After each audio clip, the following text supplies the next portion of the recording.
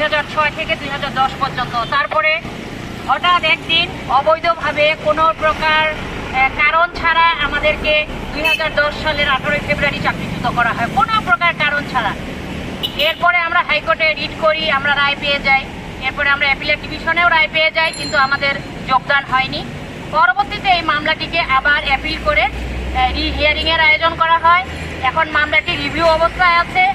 আমাদের আজকে যেটা দাবি সেটা হচ্ছে 2009-10 সালে যাদেরকে অবৈধভাবে কোনো প্রকার কারণ ছাড়া বিনা দোষে বিনা অপরাধে চাকরিচ্যুত করা হয়েছে, তাদেরকে অবিলম্বে চাকরিতে যোগদানের যেন একটা নির্দেশ আসে। এই জন্য আমি সবার তরফ থেকে আমাদের অন্তর্বর্তীকালীন সরকারের যিনি আইন ও সংসদ বিষয়ক উপদেষ্টা আছে ওনার দৃষ্টি আকর্ষণ করব, সাথে অন্যান্য যারা উপদেষ্টা আছেন সবার প্রতি আমাদের দৃষ্টি আকর্ষণ থাকছে যে সেই পিরিয়ডে যারা চাকরিচ্যুত হয়েছে, বিশেষ করে আমরা সংসদ সচিবালয়ে যারা কর্মরত ছিলাম, তাদেরকে যেন খুব দ্রুতভাবে এই মামলাটি যেটি অ্যাপিলেট ডিভিশনে পেন্ডিং আছে সেটি নিষ্পত্তি করে চাকরিতে পুনর্বহাল করা হয়। এই দাবি আমি জানাচ্ছি। আমরা দীর্ঘ 15 বছর কোর্টে সহ অনেক জায়গায় আমরা ঘুরেছি, দাঁড়ে দাঁড়ে ঘুরেছি। অনেক মানুষ আমাদের মধ্যে আমরা 128 জন ছিলাম, এর মধ্যে অনেকেই মারা গিয়েছে, অনেকের অবসরে চলে গেছেন, অনেকে অন্য জায়গায় চাকরি করেছেন। কিন্তু এখনো যারা আমরা আছি তাদের পক্ষ থেকে আমাদের একটাই দাবি যে দয়া করে যাদেরকে অবৈধভাবে বিনা কারণে এক রাতের মধ্যে, আজকে আমি অফিস থেকে বাড়ি গেছি, কালকে সকালে আমাকে চাকরিচ্যুত করা হয়েছে। এই আইনটি পৃথিবীর কোথাও নাই। আপনি যদি আপনার বাড়ির কাজের বুয়াকেও চাকরিচ্যুত করেন তাকেও আপনাকে 2 মাস আগে বলতে হবে। এরকমই একটি রায় আমি হাইকোর্টে পেয়েছি। এখন আমরা এই অন্তর্বর্তীকালীন সরকারের কাছে আমরা দীর্ঘ 15 বছর কোনো কথা বলতে পারিনি, এখানে দাঁড়াতে পারিনি। আজকে আমরা দাঁড়িয়েছি, আমরা কথা বলতে পারছি, এটা আমাদের সৌভাগ্য। এটা এই জন্য আমি এই ছাত্র আন্দোলন সমন্বয়ক যারা প্রাণ দিয়েছে সবার প্রতি আজকে আমাদের শ্রদ্ধা, গভীর শ্রদ্ধা। আমরা শোকাহত যাদেরকে আমরা হারিয়েছি এই আন্দোলন করতে গিয়ে, যারা শহীদ হয়েছেন তাদের প্রতি আমাদের শ্রদ্ধা, তাদের প্রতি আমাদের এই শ্রদ্ধা আজীবন থাকবে। কারণ তারা আমাদেরকে একটা নতুন দিনের সূচনা করে দিয়েছে, তারা আমাদেরকে একটা নতুন বাংলাদেশ উপহার দিয়েছে।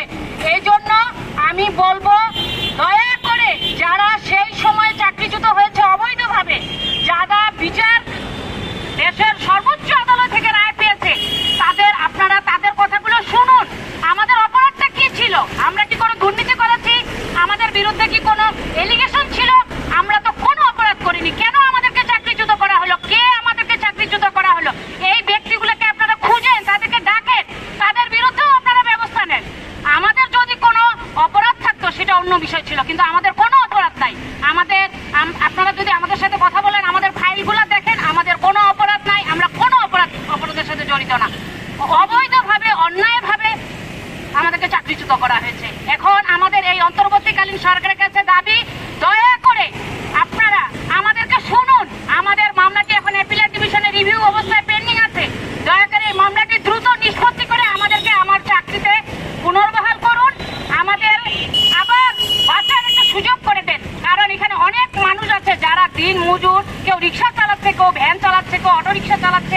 এক একজনের অবস্থা ভয়ানক। 15 বছর এই মামলা চালাতে গিয়ে আমরা নিঃস্ব হয়ে গেছি। এখন আমাদের সবার একটাই দাবি, দয়া করে আপনারা আমাদের কথা শুনুন। আমি আইনমন্ত্রীর দৃষ্টি আকর্ষণ করছি। আমাদের একটি প্রতিনিধি দল আপনার সাথে দেখা করবে খুব শীঘ্রই। আপনি আমাদেরকে একটু সময় দেন, আমার মামলাটি আপনি একটু দেখেন। যদি আপনি দেখেন যে আমার মামলায় কোনো আমার দোষ আছে তাহলে অন্য কথা, কিন্তু আপনি আমার মামলাটিকে স্টাডি করেন, একটু দেখেন। দেখে আপনি বুঝবেন যে আমার মামলায় আমার কোনো দোষ নেই, আমাকে বিনা অপরাধে চাকরিচ্যুত করা হয়েছে।